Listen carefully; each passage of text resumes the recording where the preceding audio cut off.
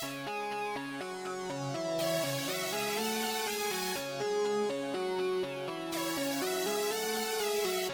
and welcome back to Motherhood Interrupted. I am your host, Kimberly Levy. You guys, we made it through the holidays. Okay, guys, let's be real.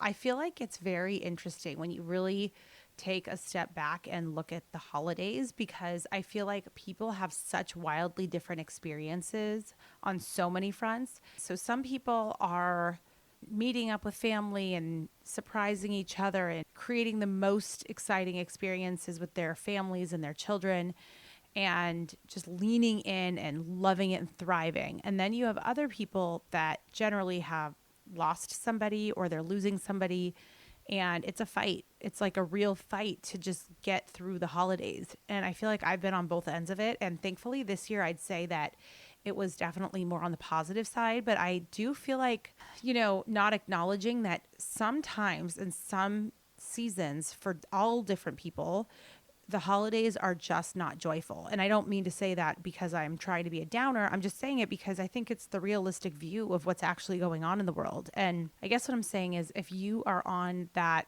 side of like, okay, we just made it through the holidays, like it was really hard and like it was honestly painful, incredibly difficult.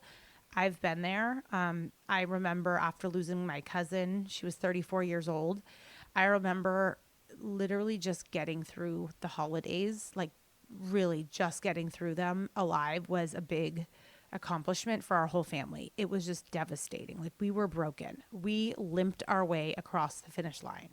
So, I guess if that's you, I just want to give you a shout out and say it will get better with each season. And, you do find your new normal. And I would also say that carving out new traditions or finding different ways to authentically find joy, or even just faking joy. Like, for example, going to a fabulous resort and joining their preset Thanksgiving dinner or joining their preset Christmas Eve dinner, things like that. Like we actually did that at Bacara in Santa Barbara one year. And it was just like what we needed. It was just a respite. It was a place to go. We didn't have to, fake it and decorate our houses and put on a happy face and just pretend, because that could be so exhausting.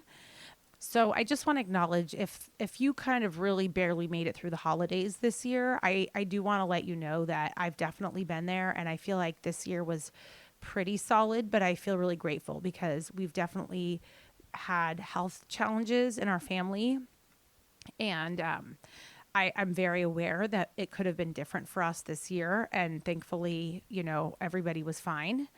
But, we got through it, and it was actually, I'd say that for us, actually, this year was a pretty good holiday.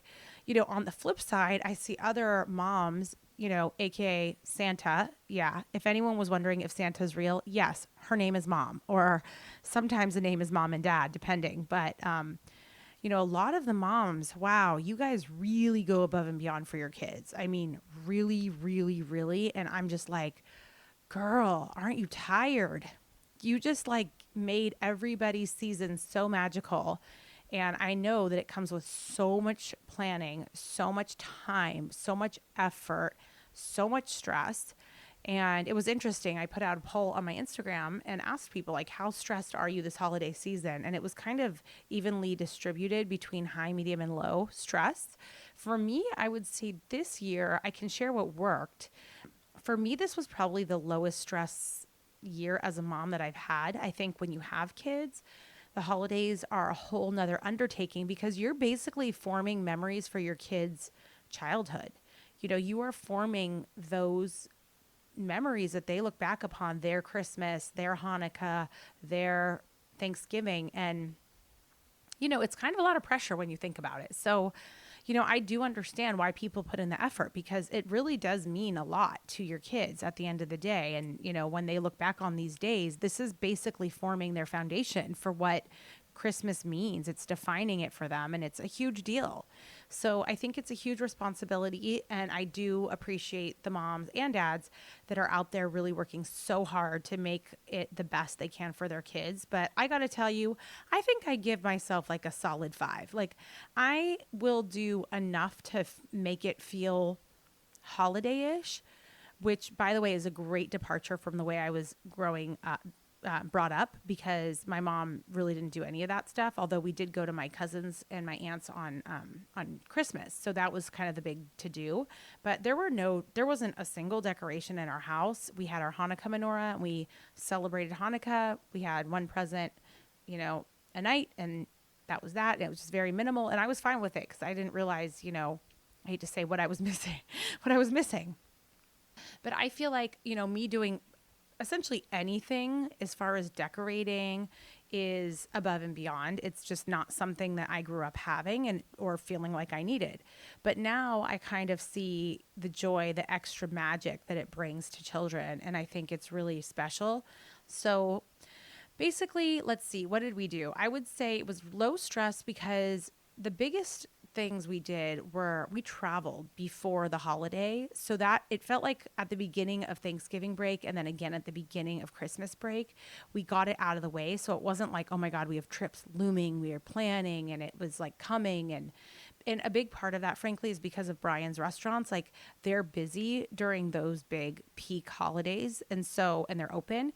And so we really don't even have the luxury of going away or really turning off, so to speak, during the big holidays, because we're working. Brian's working, I should say. And so, yes, I would say one of the big, wins for us this year was, yes, we did go away, which was a huge departure from the last couple of years. We had not traveled, as you guys know, at all. So it was really nice this year to really just get off the grid. We did Mammoth as a fun reminder. If you guys want to hear about those trips, the trips that we did, I do have episodes where I actually step you through the wins and losses of those trips. And Mammoth was such a win. It was so great. And we did it before Thanksgiving, but at the beginning of the kids' break. And then again, we did Vegas, which I walked you guys through again in the last episode, and had a bunch of wins on that trip. And I think going to these places before everybody else was there and before the airports were crazy, or the roads were crazy, or the snow, or it was good. I think it's a win to go a little bit, to arrive at these destinations a little bit ahead. I would say the negatives of doing that, though, is you also kind of, not everything's open. So there's a little bit of that. So just be careful. Okay, the other thing that I did that I think was a really great win was I did my Black Friday shopping for the kids for Hanukkah / Christmas, whatever, Hanukkah. And I had done it. So I had their shopping complete way in advance, and everything was wrapped and locked and loaded and ready to go even before we had decorations out. So that was a huge win. We also put lights up on our house this year, which sounds like probably not a big deal to a lot of you, but I've never had lights on a house. I just never had that. It's not something Jewish people typically do. I mean, traditionally speaking, obviously there's a million people that are Jewish that put lights out, but traditionally speaking, that isn't a Jewish tradition, right? But obviously we're in a new day and age, and many Jewish people do that. So I finally felt like, well, why can't we do it? So yeah, we got white lights on our house. It really lifted my mood around the holiday from the beginning. It just really got me into that vibe of I'm proud of our house. We're being festive. The kids are enjoying it. And the kids would look forward to seeing the lights every night. And I'm going to keep them up for a little bit. So, I mean, not super long. That'd be weird. But maybe first week of January, second week. But it still doesn't feel long enough. Okay, so yeah, so basically having all of our presents done, bought, purchased, and then wrapped well in advance was great. Now, Brian does take over the toys. I don't do toys. I did all the clothes shopping, and he did the toy shopping. And so he's great at that. And then the only other thing I did for the toys was I got all of the wrapping papers. Oh, another huge win. If you guys are going to Target or Michael's or any of those other places and buying all of your gift wrapping, I mean, the quality is better, but I have to say, we saved so much money because I went to the dollar store and I got a bunch of really cute bags. And, they had Season's Greetings bags, which was perfect because for my nephew and my niece, they're half Jewish, half Christian, or half Catholic. And so they celebrate both. So I got a really cute, snowman, Season's Greetings gift bag. And then I got them little toys at Target. And then, you know what I got? Okay, wait. Then I did a little bit of craftsmanship. Okay, So for the grandparents, I also did a huge project where I took the kids' school photos and went to Michael's, which now has an Aaron Brothers, you know, that store, that frame store. I guess they like pretty much went out of business, but they have like a store within a store at Michael's near us. So I went and I bought like a ton of frames. I think I spent like $300 or $400 on frames, and framed all of baby London's like photo shoots from like her newborn photos, and just like did this huge project. But I really had done it mostly, finally I did it. I finally went and did it because I wanted to get the grandparents pictures of the kids framed of them in their school photos. So that was what I did. I wrapped everything. I got tissue paper and bags from the dollar store for the grandparents, and then I got the frames from Michael's and did a whole project, and it turned out so cute. And then I took some of the kids' art.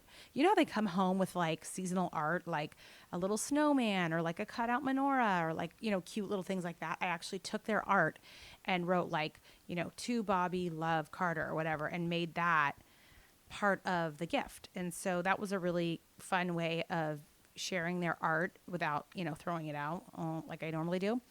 And also making like a fun card, and the kids just like wrote little stuff on there, like on the back. And so that was really nice. So that was a win. And then what I got for Skylar, I got him like sensory play type, he's 3. So I got him age appropriate toys for that, like 2 different like play sets from Target. And then for baby Lucia, who's only 4 months. Okay. So basically my sister's husband, I almost said my sister's boyfriend, my sister's husband, Adolfo, he's like in love with his little girl. He's so hands-on with the kids. He's the best dad ever, etc. And he like went and got her ears pierced and like all this stuff, right? And I noticed like he really likes to put her in bows, like little headband bows. And he doesn't have a lot of them. Like they don't have a lot. And I know my sister just like really doesn't care about this stuff. So what I did was I went on Etsy and I had them make like a custom headband like holder. So it's like a wood block, and it says, it's like painted in gray, and then in cursive it says her name, Lucia, painted in light pink.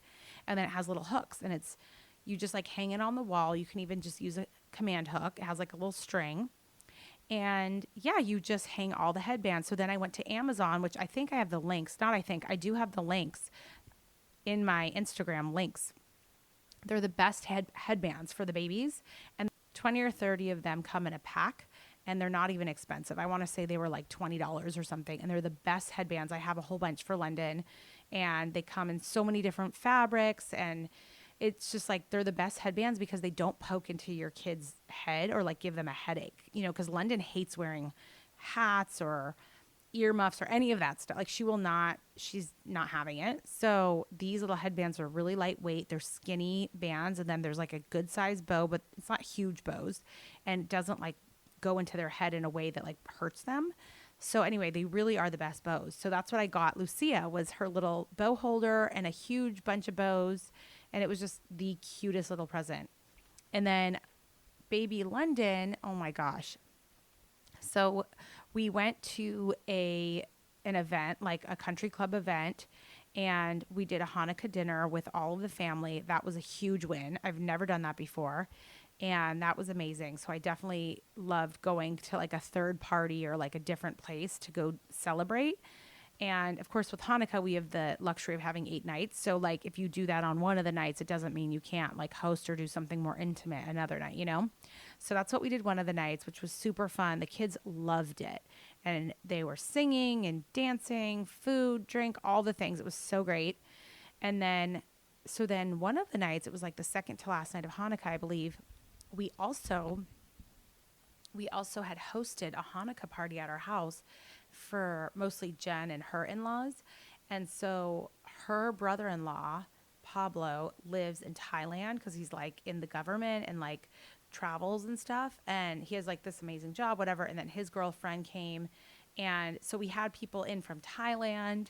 And so I made latkes. And what we did, okay, this was a really good way of doing this. So instead of making full latkes, what we did was we had already made brisket. We had gone to Costco and gotten mac and cheese, scalloped potatoes. We made a bunch of fresh vegetables that were delicious. So we had all this food, But what we did was instead of just serving latkes like regular latkes, I made little bite-sized appetizer ones. And this was my mom's idea, by the way. Can't take credit.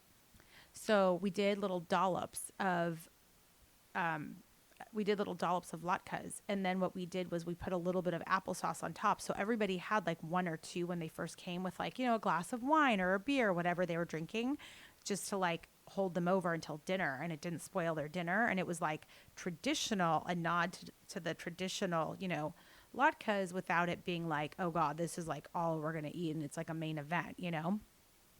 So I would say I loved the idea of doing latke appetizers. That was like a slick move by my mom, I gotta say.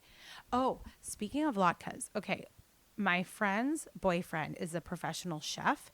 And so for New Year's, what we are gonna do is we're not gonna do a big New Year's Eve thing because frankly, I don't want to be hungover and have to get up at 5 a.m. with my baby, because baby London gets up at like 5:30 every day, 7 days a week. That's right. And so anyway, so during the day, we're actually going to go to a hockey game with another family, or maybe even two other families. I think one other family for sure. And so we're going to go to LA Kings hockey game, go Kings, and take the kids with another family. It's going to be fun. It's at 1 p.m. on 12/31. So it's like New Year's Eve day. And so we're going to probably get home around 5. And so what I was thinking we would do is I was going to make like an intimate surf and turf for me and my parents and my husband and the kids, and like probably get like, filet mignon and lobster tails from Gelson's.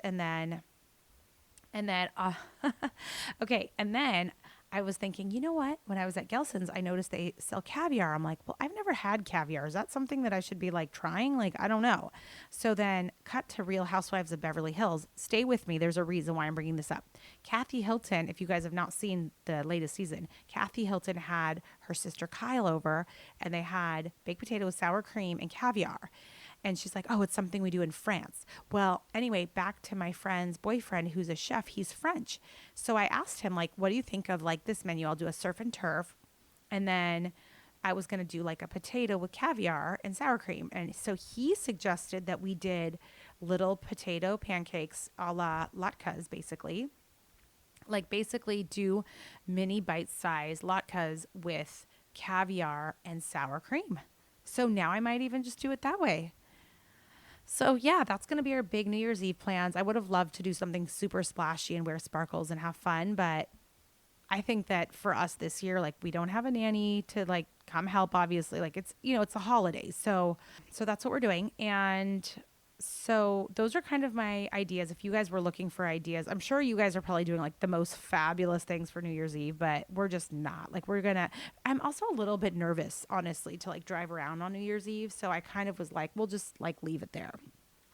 Okay. And then I decided another thing is that next year I want to go back to Vegas just with me and Brian and maybe another couple or two and go to a concert. So Adele's playing, Taylor Swift. A bunch of my friends already have tickets to these things, by the way. So I like need to stop talking about it and go do it. But I'm looking forward to that in the new year. Okay, now here's something we need to talk about: manifesting. Now, look, I know we're not quite at New Year's Eve, and I'm not typically a big resolutions person, but I do want to tell you something. My psychic Scott, there is still one episode I did not publish that him and I had, and it was phenomenal.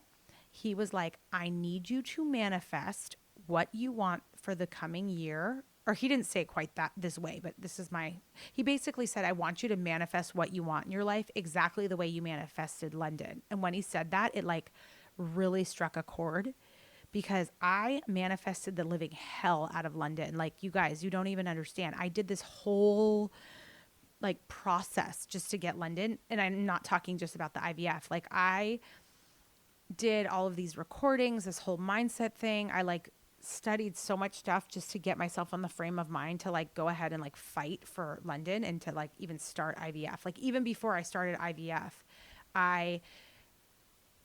it was a whole process that I went through. And I actually taught a course on what I did. It was that intense, where I actually have a course that I taught all about how to like manifest your dreams. And it wasn't like titled that, like about manifesting per se, because I don't really even necessarily always look at it that way. But really, that is what you're doing. You're manifesting your life. So I went ahead and bought myself a vision board, like just like a cardboard cutout. And I encourage you guys to do the same. And I started coming up with different things that are going to go on my vision board. So I think over like the next week, I'm going to actually do my vision board. And Brian thinks it's so stupid. He does not do it. He never would want to do anything like this. But for me, it's actually really important. And like, for example, I'm manifesting a second home somewhere. I'm manifesting a certain job.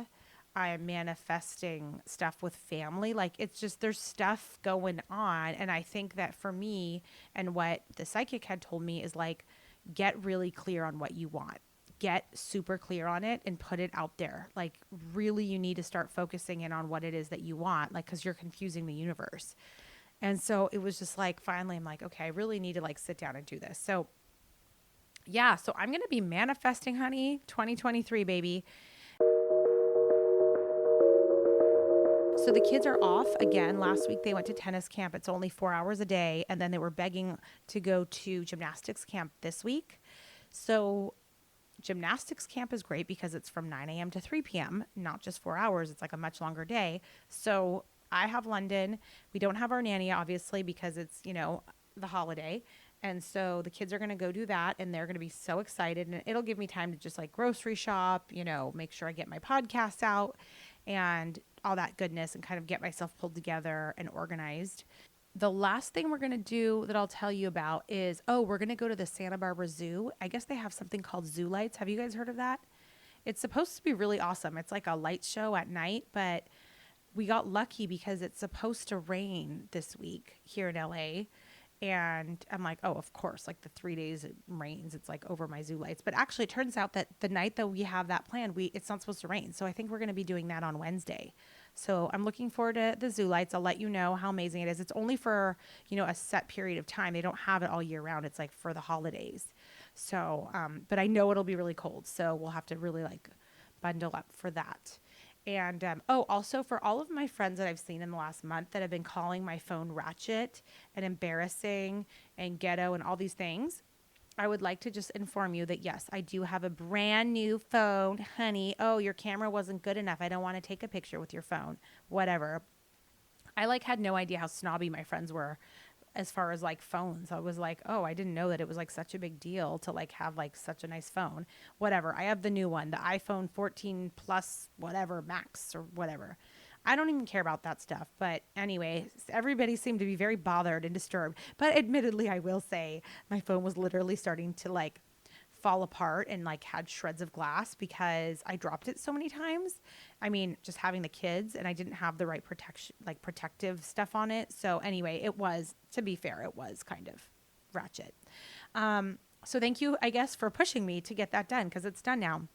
So I no longer will embarrass you. Okay. So coming up, I have already recorded 2 amazing podcasts that I will probably wait until the new year to release because they're so good. And I know right now everybody's out of their routines. And so I'll probably hold off and publish them. But one of them is with my friend Leslie Schuler, who is incredible. And we talk all about adoption. And it is such a good episode. And then another episode that I'm going to publish is all about eating your placenta. Yes, with my placenta encapsulation specialist, Valerie, who is the person that has encapsulated my placentas with all 3 kids. And I've eaten my placenta with all 3 kids, and I'm very proud of it, and I love it. And I know you guys are like, oh, that's so gross.